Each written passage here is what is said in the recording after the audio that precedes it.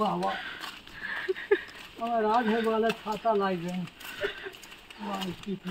কি বলছে তোমার রাধে? বাবা ওর মাথায় রোদ লাগে না, বলে ছাতা খাটাতে হবে না। ঠাকুমা দাদু গ্রামের বাড়ি থেকে এসছে, তাই বোন আর বোনের হাজবেন্ড ওদের বাড়িতে খাওয়া দাওয়ার নিমন্ত্রণ করেছে। ঠাকুমা দাদুর সাথেই আমাকেও নিমন্ত্রণ করেছে। সবাই মিলে সকাল সকাল বেরিয়েছি। জানো তো, সকাল থেকে আমার দাদু কখন যাবি করে আমার মাথা খারাপ করে দিয়েছে। নাতনির বাড়ি যাবে আর একদম ওয়েট করতে পারছে না। আর আমরা যখন কারোর বাড়িতে যাই আমাদের মিষ্টি জিনিসটা নিয়ে যেতেই হয় সাথে করে। তো মিষ্টি আর ফল নিয়ে নিয়েছি, কারণ আমার বোনের শাশুড়ি মায়ের না শরীরটা খুব খারাপ। দাদু ঠাকুমা যেহেতু গ্রামের বাড়িতে থাকে, তো আমরা তো দাদু ঠাকুমাকে সবসময় পাই না, তাই দাদু ঠাকুমা যখন আসে আমাদের এখানে, এটা দুদিনের জন্য হলেও আমরা চাই সময়টা পুরোপুরি ঠাকুমা দাদুর সাথেই কাটাতে। এই যে বোনের বাড়িতে চলে এসেছি। এটা বোনদের পুরনো বাড়ি। পুরনো বাড়ির পাশাপাশি এখন নতুন একটা বাড়ি করেছে ছোট্ট করে। অনুষ্ঠানের দিনকে বোনের হাজবেন্ড এইরকম ওদের ছবি দিয়ে না অনেক পোস্টার বানিয়েছিল, আর পুরো প্যান্ডেলটার ভিতরে না এই পোস্টারগুলো লাগিয়ে দিয়েছিল। কি যে ভালো লাগছিল দেখতে। এখানে জানো তো চারিপাশটা এত শান্তি, গাছপালা চারিদিকে ভর্তি, তো আর জায়গাটাও খুব ঠান্ডা। এসে তো দেখছি বোন সে নাকি সকাল 6টা থেকে উঠে রান্নাঘরে কাজ করছে। লুচি তরকারি অনেক কিছুই বানিয়েছে। এই গরমে বলো তো, এমনি এতক্ষণ রান্নাঘরে থাকতে যে কি কষ্ট, সে রান্নাঘরে যারা থাকে তারাই জানে। তার মধ্যে বেচারা সেই সকাল থেকে উঠে জোগাড় জান্তি সব করছে।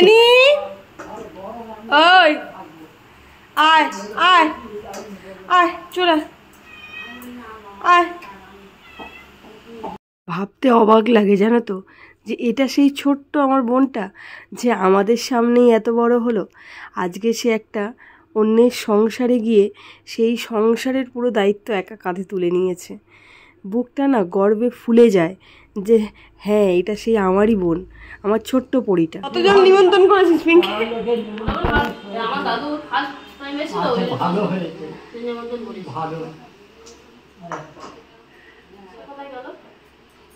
তোমার কেমন লাগছে? তোমার নাতনি রান্না করে খাওয়াবে তোমায় আজকে? ভালো ভালো।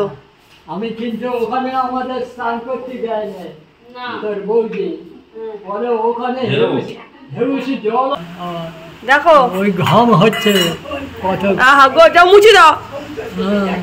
কত গরম, ভগবান গরমকালে ঘাম হবে না কি হবে? কি অত গরম, এই যে এত গুণে কেন। নাতনি আর নাত জামাইয়ের রান্নাঘরে কষ্ট হচ্ছে বলে কিন্তু দাদু সমানে ওখানে দাঁড়িয়ে ওদের সাথে কথা বলে যাচ্ছে।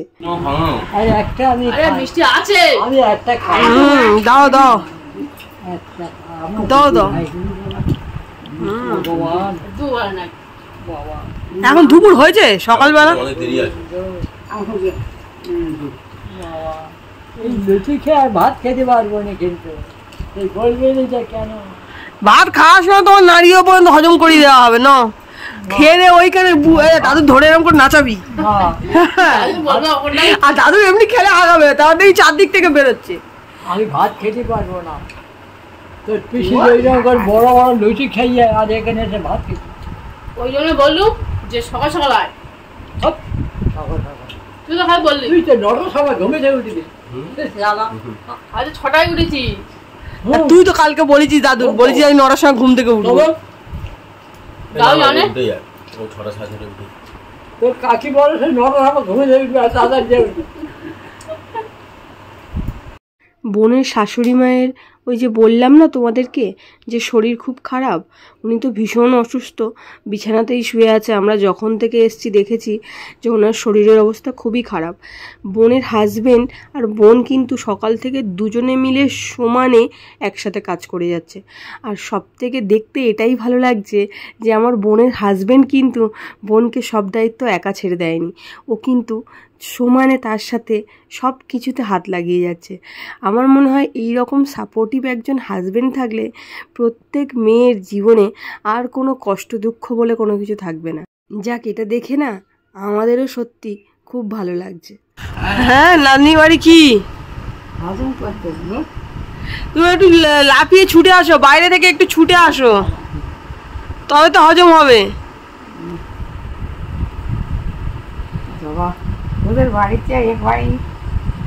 চলো এবার তোমাদেরকে একটু দেখাই বোনের নতুন বাড়িটা। তো আমি নিজে দেখেছি যে আমার বোনের হাজবেন্ড না অল্প অল্প করে কীভাবে এই বাড়িটার পিছনে নিজের পরিশ্রম দিয়েছে। আর এই বাড়িটা ও পুরোপুরি নিজের বাড়ি থেকে আলাদাভাবে বানিয়েছে, যেখানে একটা বেডরুম আছে, একটা ডাইনিং প্লেস, একটা ঠাকুরঘর আর একটা ওয়াশরুম। বিয়ের আগের দিন অবধি না সুন্দর করে বাড়িটা সাজিয়েছে এখানে দুজন থাকবে বলে। পুরনো বাড়িটা বাড়ির পাশেই একদম, জাস্ট একটুখানি ডিস্টেন্স। তো এখানেই রাতে থাকে আর সারাদিনটা পুরনো বাড়িতেই থাকে, খাওয়া দাওয়া সব কিছু ওখানেই করে। কি সুন্দর বানিয়েছে না বাড়িটা, ছোট্টর মধ্যে। আমাদের তো ভারী ভালো লেগেছে জানো তো বাড়িটা। তো এই এখানে আর কি ঠাকুরঘরগুলো আমরা একটু ঘুরে ঘুরে দেখছিলাম। দাদু ঠাকুমা তো নাতনির নতুন বাড়িটা দেখে খুব খুশি হয়েছে, ভারী খুশি হয়েছে। চলো তোমাদেরকে আর একটা জিনিস দেখাই। এই যে আমার বোনের হাজবেন্ড উনুনে বসে কিন্তু রান্না করছে।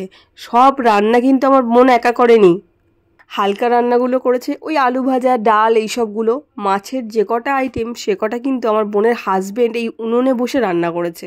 এটা দেখার পর তোমরা বলো তো, আর আমাদের ভাবা উচিত যে আমাদের মেয়ের কি চিন্তা আছে? আমাদের তো মনে হয় না যে ওর জন্য আর আমাদের চিন্তা করতে হবে। এই রকম একটা ছেলে যদি পাশে থাকে, যে সমানে সব কিছুতে তার ভাগিদার হয়ে থাকে, আমাদের আর চিন্তা করার মতো কোনো জিনিস নেই জানো তো। নিশ্চিন্তে আমরা থাকতে পারবো। বোনকে উনুনে রান্না করতে দেবে না বলে বোনকে গ্যাসের যে কাজগুলো আছে সেগুলোর দায়িত্ব দিয়েছে। আর ও এই গরমে কিন্তু বসে বসে উনুনে রান্না করার দায়িত্বটা নিজে হাতে নিয়েছে।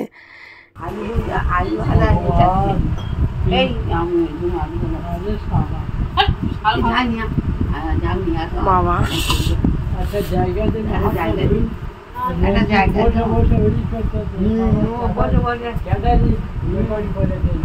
ক্যাটারিং এর জোগাড় করেছে।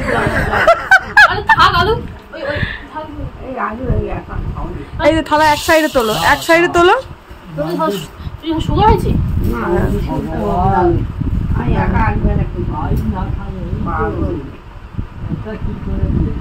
খাও খাও দাদু খাও। দুজনে মিলে সকাল থেকে এই গরমে কত কিছু জোগাড় করেছে তোমরা দেখো। কি বলবো বলো তো, যে বাড়িতে একজন অসুস্থ মানুষ থাকা সত্ত্বেও এত কিছু জোগাড় করেছে।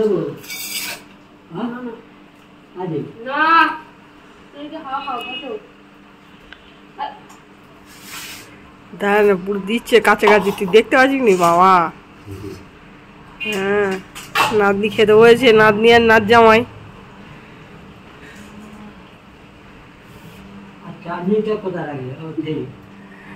হ্যাঁ, ওইটা আগে দাও।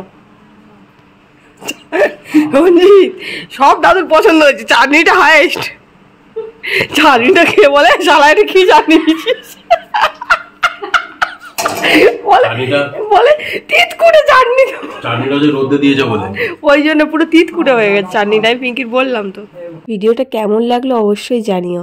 আজ তাহলে আসি, হ্যাঁ, পরে আবার একটা নতুন ভিডিওতে তোমাদের সাথে দেখা হচ্ছে। টাটা।